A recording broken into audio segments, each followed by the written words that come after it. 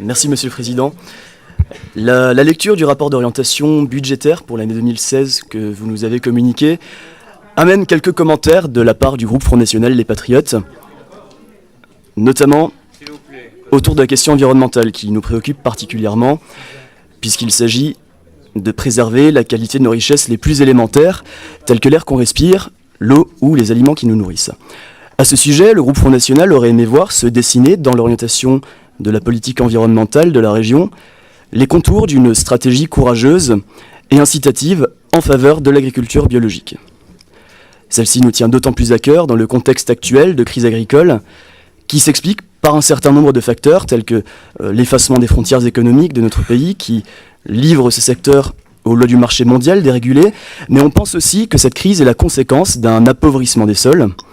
Celui-ci est dû à nos modes de production et à l'usage de plus en plus systématique de produits chimiques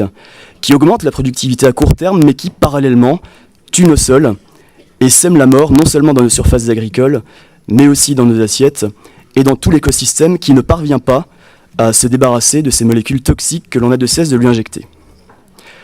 Le groupe Front National Les Patriotes propose d'aider nos agriculteurs tout en les accompagnant vers une transition des modes de production nécessaires et conformes aux orientations fixées par le Grenelle de l'environnement. Celui-ci prévoit de faire passer à 20 le pourcentage de surface agricole utile acquise au mode de production biologique. On rappellera néanmoins que les objectifs à l'horizon 2012 étaient de 6% et qu'ils n'ont pas été atteints. Mais il n'est jamais trop tard pour bien faire et pour que les collectivités s'engagent plus efficacement en revoyant leur façon de faire de la politique. C'est pour cette raison que notre groupe souhaite que la région s'engage, par exemple, à approvisionner toutes les cantines scolaires et publiques de la grande région auprès d'agriculteurs locaux, proches des lieux de consommation et conformes aux exigences de l'agriculture biologique. Ceci permettra à un nombre conséquent de producteurs d'envisager sereinement leur transition, tout en ayant la garantie d'écouler leur stock à des prix raisonnables. Et il nous semble que les contours d'un grand programme de soutien à l'agriculture biologique et aux consommations locales auraient eu toute sa place dans un schéma prévisionnel qui se veut responsable, ambitieux et courageux. Au lieu de cela, force est de constater que la partie environnement de ce budget prévisionnel reste floue et incertaine. On nous parle de traitement des déchets sans évoquer les grands enjeux régionaux dans ce domaine.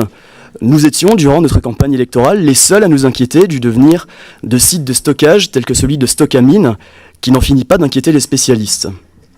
L'ancienne région Alsace et la nouvelle grande région Est portent pourtant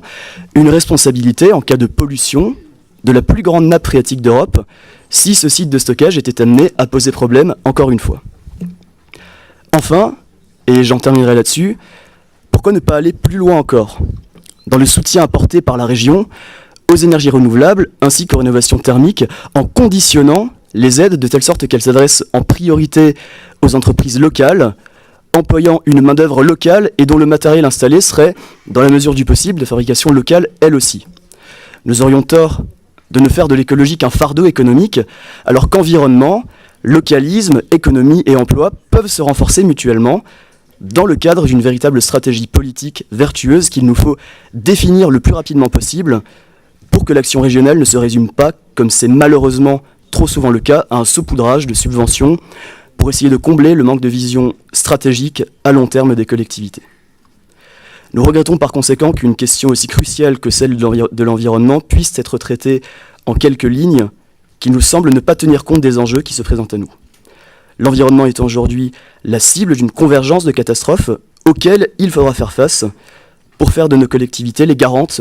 d'une justice intergénérationnelle conforme à l'esprit du bien commun. Je vous remercie.